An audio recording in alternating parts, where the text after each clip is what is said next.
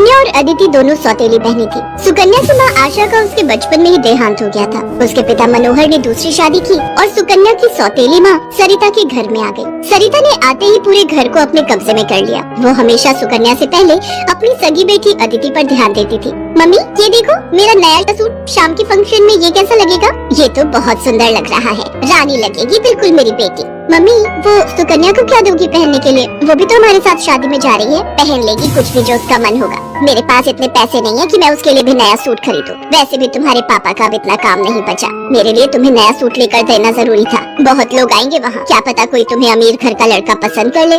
अरे सरिता, कभी कभी अपनी बड़ी बेटी सुकन्या के बारे में भी सोच लिया करो। वो बेचारी भी तो शादी लायक है। बस आ गए अपनी लाडली बेटी के बारे में चिंता करने। पता नहीं कौन से मनहूस दिन मेरी तुम्हारे साथ शादी हुई थी। जब से आई हूँ एक ही नाम तुम्हारे मुंह पर चढ़ा हुआ है। देखती हूँ सुकन्या सुकन्या। अरे तुम्हारी दूसरी बेटी अदिति भी कुंवारी है, वो भी तुम्हारी ही बेटी है। उसके बारे में भी कुछ सोचा करो। मैं हूँ जो पैसे जोड़ जोड़ कर अपनी बेटी को सूट दिलवाए है। अब शाम को चलने की तैयारी कर लो, बहुत बड़े बड़े लोग उस शादी में आएंगे। ये तो मेरी सहेली पुष्पा की बड़ी मेहरबानी है जो उसने हमें एक कार्ड दे दिया, वरना हम गरीबों को इस शहर में और इतनी बड़ी शादी में कौन पूछेगा। मनोहर को पता था कि सरिता का स्वभाव बहुत ही खड़ूस है, इसलिए वो चुपचाप अपने कमरे में चला जाता है। शाम को सब लोग शादी के लिए तैयार होते हैं। अदिति बहुत ही सुंदर सूट पहनकर तैयार होती है। सुकन्या के पास तो कपड़े ही नहीं थे। अचानक मनोहर सुकन्या के पास आता है। सुकन्या बेटी ये ले, ये तेरी माँ की साड़ी है, तू ये पहन कर तैयार हो जा। देख कितनी सुंदर साड़ी है, मेरे संदूक में रखी थी, मैं वही ढूंढ रहा था और आज मुझे मिल गई। पिताजी ये माँ की साड़ी सचमुच, ये साड़ी तो बहुत सुंदर है। शुक्रिया पिताजी, आज आपने माँ की ये साड़ी देखकर मुझे बहुत खुशी दी है। हाँ बेटी, अब ये साड़ी पहनकर जल्दी से तैयार हो जा, देखना तब से सुंदर लगेगी मेरी बेटिया। सुकन्या अपनी माँ की साड़ी पहनकर तैयार हो जाती है। सब लोग शादी में पहुँचते हैं। सरिता जानबूझकर अदिति को ही आगे कर रही थी ताकि वहाँ लोग अदिति को ही देखें। तभी एक बहुत ही बड़े परिवार के लड़के आशीष की नजर सुकन्या पर पड़ती है। सुकन्या बिल्कुल अकेली खड़ी थी। वो लड़का उसके पास आया और उससे बात करने लगा। हेलो, मेरा नाम आशीष है और आपका? जी मेरा नाम सुकन्या है। अच्छा नाम है आपका। वैसे आप यहाँ अकेली क्यों खड़ी हैं? चलिए ना, वहाँ डांस फ्लोर पर सब लोग डांस कर रहे हैं। आशीष को सुकन्या से बात करता देख सरिता आशीष के पास आती है। सुकन्या बेटा, तुम्हारे पापा तुम्हें बुला रहे हैं, इनके साथ अदिति डांस कर लेगी।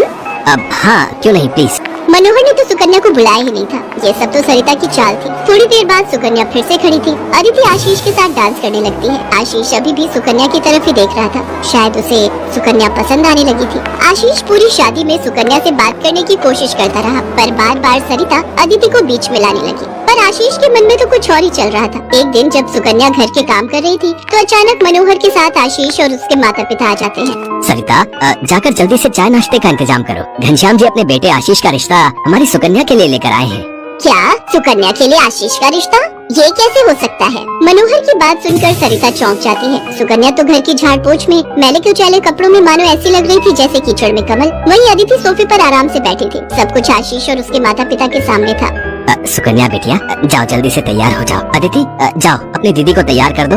कोई जरूरत नहीं है तुम्हें उसे तैयार करने की। तुम उसकी नौकर नहीं हो जो उसे तैयार करो, अपने आप हो जाएगी तैयार। ये रिश्ता उसके लिए आया है, अदिति उसकी नौकरानी नहीं है। अंदर चल रही सरिता और मनोहर की बातें थोड़ी थोड़ी आशीष और उसके माता पिता के कानों में आ रही थी, इसलिए मनोहर बाहर आ जाता है। मनोहर जी, हमारे बेटे आशीष को आपकी सुकन्या उस दिन बहुत पसंद आई थी और वैसे भी हम आशीष के लिए लड़की ढूंढ ही रहे थे, इसलिए अचानक ही आपको मैंने फोन मिला दिया। मेरी सुकन्या तो बहुत किस्मत वाली है जो आप जैसे इतने बड़े घर का रिश्ता उसके लिए आया, वरना हम तो, मैं आपको क्या ही कहूँ। घनश्याम जी आपने सचमुच मुझ पर बहुत बड़ा उपकार किया है। नहीं मनोहर जी, इंसान दिल से अमीर होता है। आपने अपनी बेटी सुकन्या को जो संस्कार दिए हैं वो किसी धन दौलत से कम नहीं।